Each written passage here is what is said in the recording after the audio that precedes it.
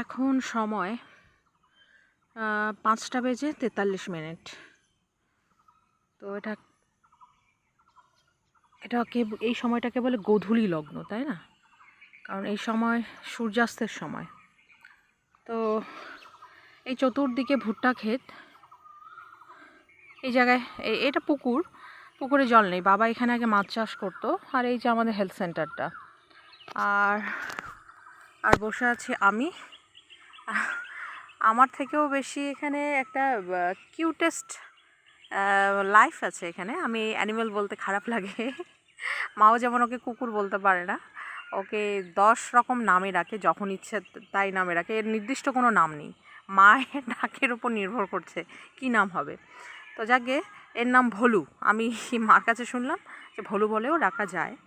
তো এই হচ্ছে ভোলু। একে আমি পুরো আজকে স্নান করিয়ে দিয়েছি। হ্যাঁ, প্রচণ্ড টিক ছিল, একদম সারা শরীরে উকুন টিক ছিল। তো ক্যান্ডিড পাউডার দিয়ে দিলাম যেন ওসব চলে যায়। শরীরের অনেক অনেক পরিষ্কার করে দিয়েছে, অনেক স্নান করালাম খুব ভালো করে। স্নান করিয়ে তো অর্ধেক পড়ে গেছে, আর বাকিটা তো হাতে হাতে খুঁজে খুঁজে পরিষ্কার করেছে, যে তবু চুলকাচ্ছে। অ্যাকচুয়ালি আমি তো আর থাকছি না লং টাইমের জন্য, তাহলে একে আমি সুস্থ করে দিয়ে যেতাম। তো বাড়িতে এসেই, গতকালকে বাড়িতে এসেছিলাম, বাড়িতে এসেই একদম আমাকে দেখে লেজ নাড়া শুরু করলো, যে মনে হচ্ছে ও আমাকে অনেক দিন আগের থেকে চেনে। একদম মনে হচ্ছে ও আমাকে চেনে জানে, কিন্তু ওর সাথে পরিচয় আমার গতকালকেই হয়েছে, এবং গতকালকে থেকেই ও আমার ওপর প্রায় অধিকার খাটাচ্ছে।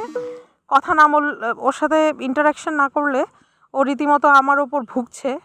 হ্যাঁ, আর আমি কিন্তু ওকে নিয়ে আসিনি এখানে। আমি ভাবছি একটু একলা সময় কাটাই বসে বসে। ও ব্যাস আমাকে দেখেছে আমি চলে এসেছি, ও এই যে আমার পিছু পিছু চলে আসলো।